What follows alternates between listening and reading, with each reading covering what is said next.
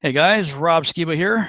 So after I released part 4 of the expanded version of the lecture that I gave at the 2017 Flat Earth International Conference, I realized that there's actually quite a bit more that needs to be said than what I included in that. So you might consider this sort of a part 4A, but I'm going to release this video under the title Flat Earth, Aliens, UFOs, and the War Against God.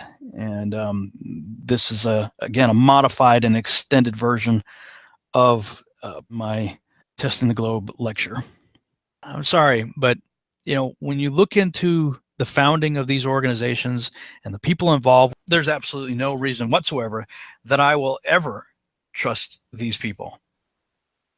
And when I look at their allegiance against God, against his anointed, against the Messiah, and all the things that they do in favor of the man of sin, the man of lawlessness, the beast, the Antichrist, whose number is 666, and all of the things associated with the globe that they push, that just so happen to also, in one way or another, end up equating to some form of 666. I have to be honest with you, it sure does look like, if not the great delusion itself, a big portion of it, a huge portion of it. Evolution is not even remotely plausible without the cosmology that is being pushed in the Copernican model. The whole idea of suns eventually spitting out, or in the process of forming, creating planets that cool in orbit around suns, and the whole idea that all the stars that we see out there in the heavens are suns just like our sun, and likely with planets going around them just like we have planets going around our sun, supposedly. The possibility that some of those could have life on them, to me, all of this is a big setup. And one of the things that I find interesting about the idea that Flat Earth is coming out now is I believe we're getting really close to some sort of disclosure event. And you've got other people out there, of course, the Ancient Aliens crowd always pushing it. The Anunnaki and whatnot are ancient alien creators.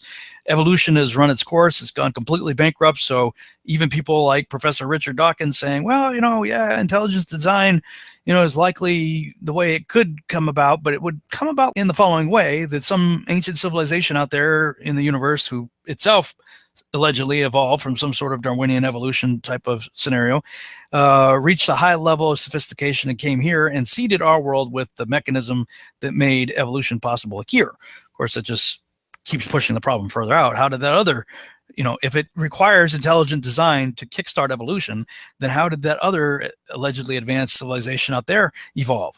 I mean, sooner or later, you got to get to a first cause, and that first cause is going to be God. But this narrative is being pushed on us that ancient aliens have been here before. They were likely our creators, or at least helped kickstart life, and they're coming back. UFO sightings are increasing exponentially every year. UFO and alien abduction scenarios are being reported exponentially more and more every year. There's never been a phenomenon like this. This is completely unprecedented.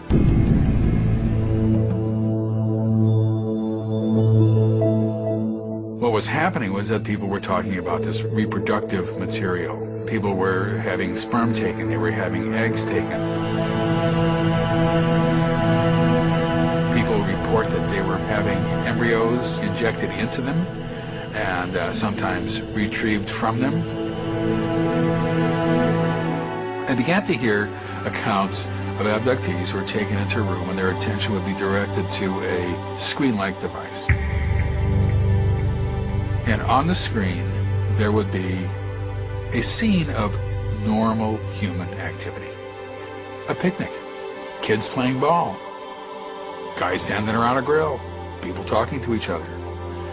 And they'll hear in their mind, can you tell the difference between you and us? And the person will look at the screen and say, no, everybody looks the same to me. And I'll say, see, isn't that wonderful?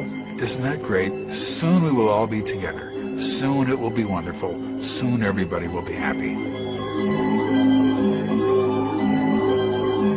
Now, you hear that once. It's not a pattern. You hear that once, you just discard it. Interesting, who knows? But when you begin to hear it over and over again, then suddenly it has different meaning. This is from other people who are not aware of this testimony. And then I began to understand that what they were telling these abductees, what these beings were telling these abductees, is that ultimately this is an integration program into the society, not with gray aliens most likely, but with these hybrids who look quite human.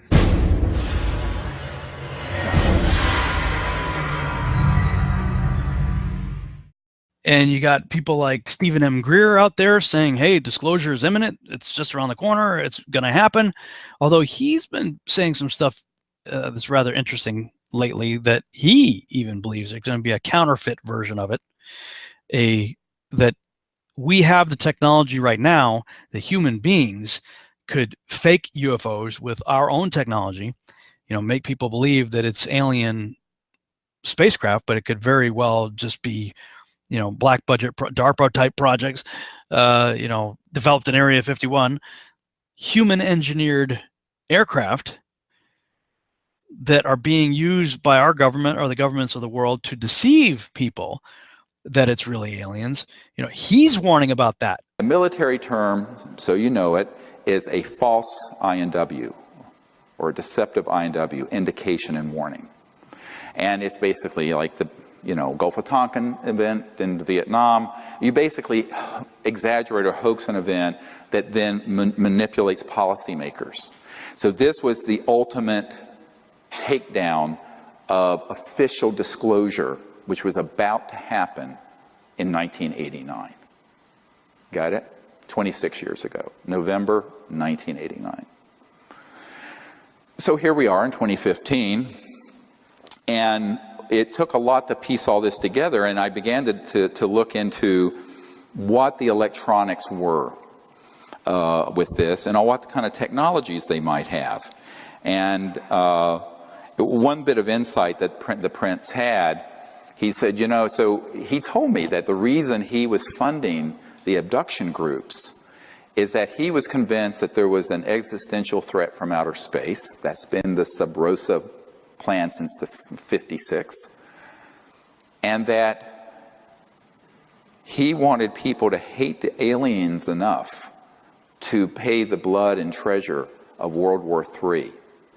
And he also wanted it to be eschatological, where it would result in the end of the world, so that Christ would return and the good folks would go up in a flying saucer, I guess, with Christ. Now, this is what he was telling me. I'm just listening, and I'm going, whoa, this is like, woohoo. And he was completely convinced that this is what needed to happen. This sort of end of the world eschatology is the study of the end of the world event, and that's why he was putting so much money in and providing so much funding to Mack and David Jacobs and Bud Hopkins and all this. And he told me, he says, I'm going to stop funding John Mack because he's become too positive about contact, and I only want to fund people who are going to put things out there that scare people and make them hate the aliens. He said this. So I went, oh boy. Now this is connecting a dot that all of you better listen to very carefully. It's the last thing you learn today. And that is that there is an overarching agenda that was hatched in the 50s. Remember that psychological warfare document and its value? That was hatched in between 53 and 56 to create the specter of a threat from outer space that does not exist. Werner von Braun stated on his deathbed, and we have the testimony of his assistant, that and said, they will first have the Cold War, then we decided there would be nations of concern, then global terrorism. We have this testimony from before 9/11. Then that would be followed by threats from outer space. They'll start talking about asteroids and things of this sort, but the ultimate one they're going to play is the alien threat, and it's all a lie, and it's all a hoax. But in order for the lie to work, they have had to create a body of disinformation, false information, and frightening scenarios and actual events that would be convincing to our policymakers like Reagan, convincing to the average person, and to the UFO public that consumes videos, entertainment consoles, movies, etc. And that has been the 50 to 60 year plan. Don't forget that no less a figure than Douglas MacArthur in his last address to the Congress said World War III will be interplanetary. So they have been wanting to provoke an interplanetary conflict for as long as I've been alive, and I'm no spring chicken. And, all right, so this gets into a huge problem of how people consume information and can be manipulated through fear. Because if you look at the roots of human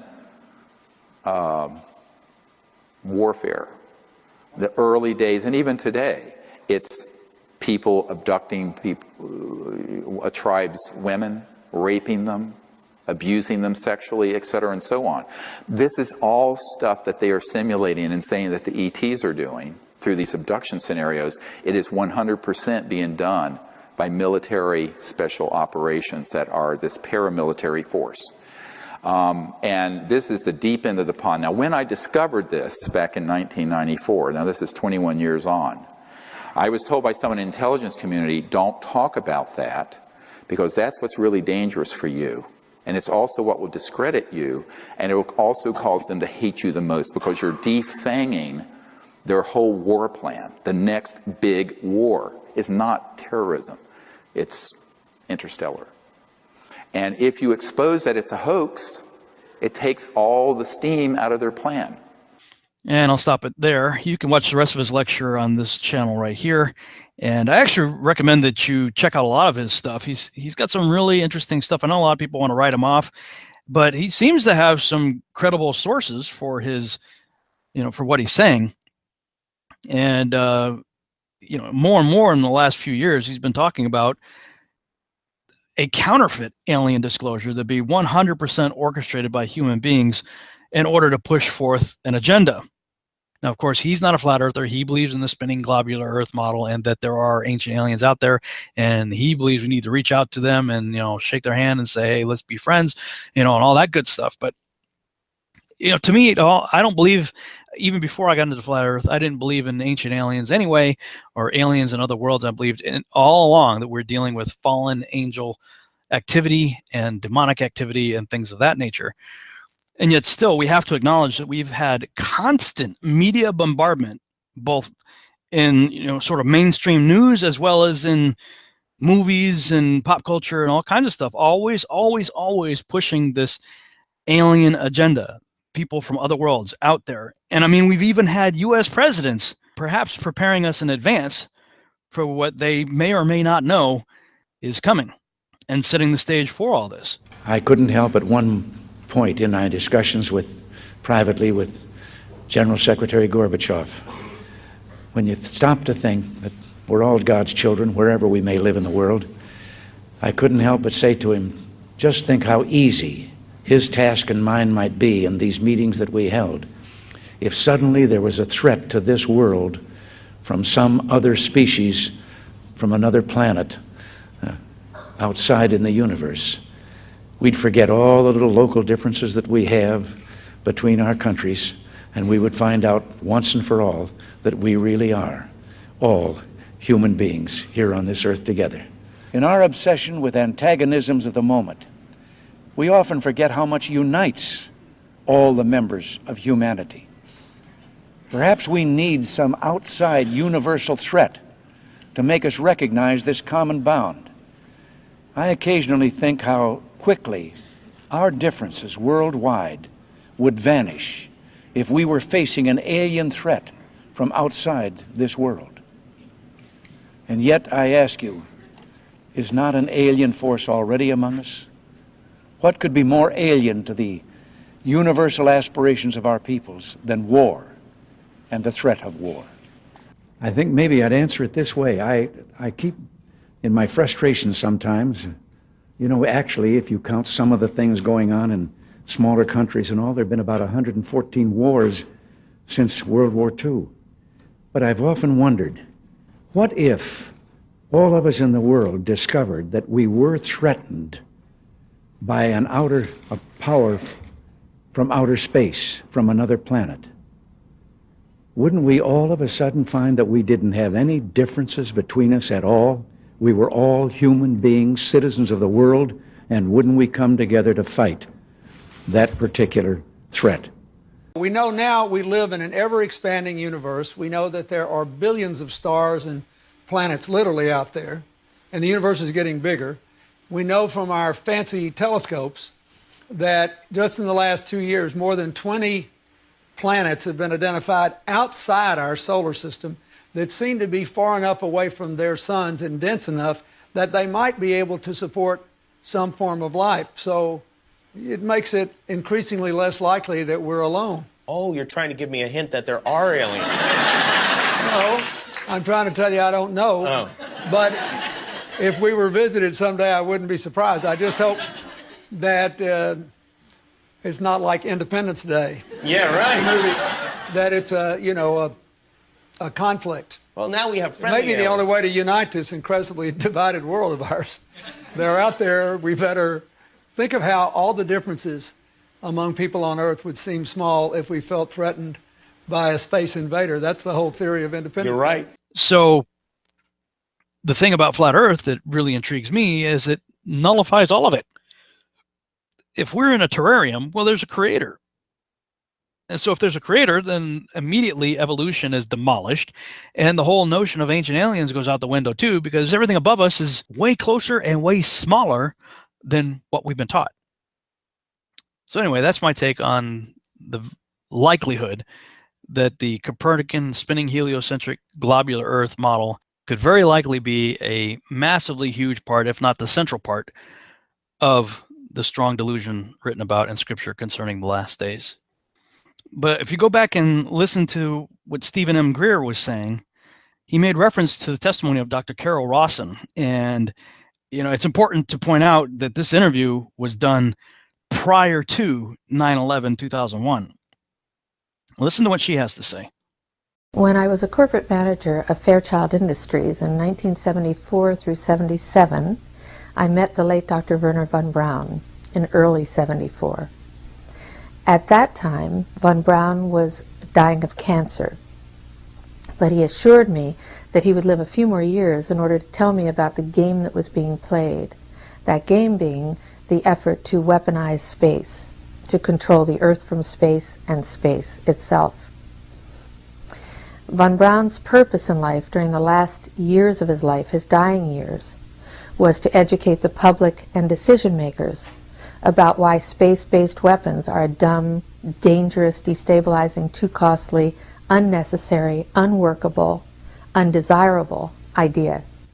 The strategy that Werner von Braun taught me was that first the Russians are going to be considered to be the enemy. In fact, when I met him in 74, they were the enemy, the identified enemy. We were told that they had killer satellites. We were told that they were coming to get us and control us, the dirty commies, that whole story. First, the Russians were the enemy against whom we're going to build space-based weapons. Then terrorists would be identified, and that was soon to follow. We heard a lot about terrorism. Then we were going to identify third world country crazies. We now call them nations of concern. But he said that would be the third enemy against whom we would be needing to build space-based weapons. And the next enemy was asteroids. Now at this point, he kind of chuckled the first time he said it. Asteroids, against asteroids we're going to build space-based weapons. So it was funny then. And the funniest one of all was against what he called aliens, extraterrestrials. That would be the final card. And over and over and over during the 4 years that I knew him and was giving his speeches for him, he would bring up that last card. And remember, Carol, the last card is the alien card. We're going to have to build space-based weapons against aliens, and all of it, he said, is a lie. Well, at the time, I kind of laughed when he said asteroids, and when he said extraterrestrials, I knew I wasn't going to deal with that subject. And now we hear in the news just today, this week, that they've slid in another enemy. Only this time we're going to protect our satellites. In other words, we have to have some reason to spend these trillions, to waste these dollars on a space-based weapon system, and they're all lies. And I will testify before the Congress under oath about everything I have said and more. Thank you.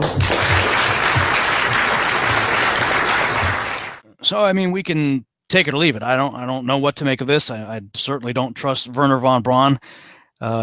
This person seems to be a credible person. She's giving a testimony that, you know, I mean, we can only assume is true unless proven otherwise.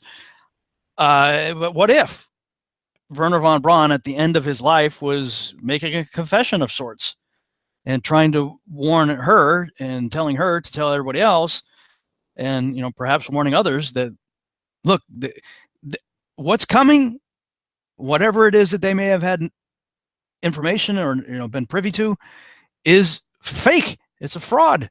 It's not real as it pertains to, you know, visitations from outer space. I mean, maybe there's a good reason why he had, you know, whoever he left behind after he died, had them put Psalm 19:1 on his tombstone, of all things.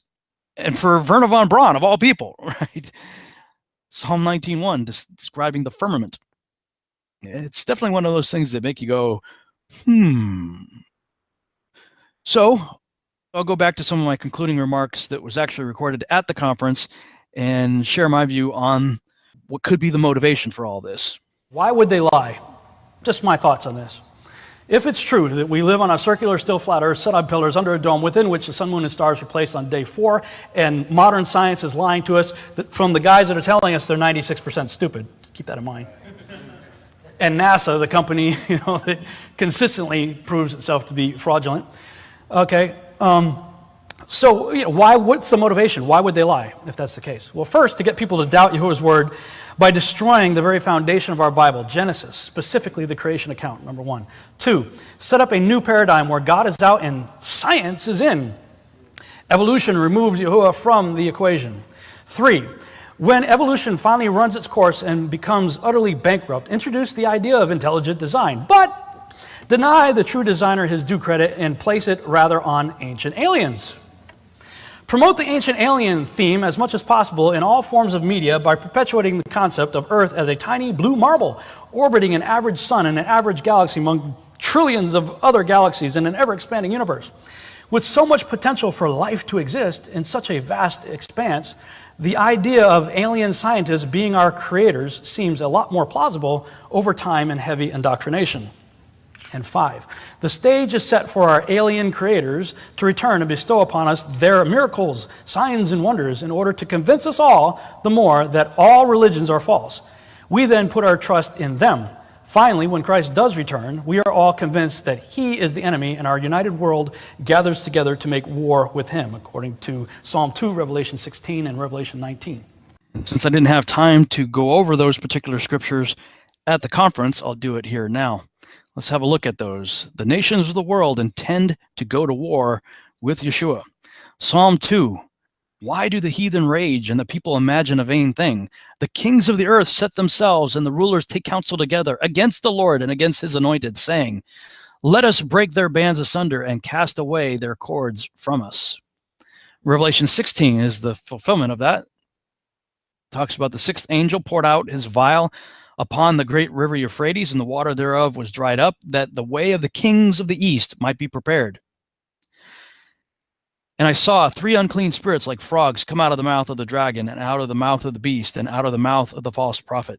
For they are the spirits of devils, working miracles, going forth unto the kings of the earth and the whole world, to gather them to the battle of that great day of God Almighty. Behold, I come as a thief. Blessed is he that watcheth and keepeth his garments, lest he walk naked and they see his shame. And he gathered them together into a place called in the Hebrew tongue Armageddon. And in Revelation 19:19, and I saw the beast and the kings of the earth and their armies gathered together to make war against him that sat on the horse and against his army. And the him, in this case, is Yeshua, coming back on that white horse. So we know the end game. The end game is the whole world at some point is going to gather together to make war with God. And other places in the scripture, we see that the heavens are going to roll away like a scroll. And, I think if we're under this thing called the firmament, when that thing peels back like a great big football stadium and everybody sees what's up there and what's coming, ooh, well, that's when everybody's going to know the true nature of the cosmos for sure. But, when it comes to, let's say, a worldwide conspiracy, those who are ruling and reigning in this world, the superpowers, behind the scene, the puppet masters, they know with whom they are at war. And so they've got to get the rest of us to help them build the weapons necessary to make war with this being from elsewhere.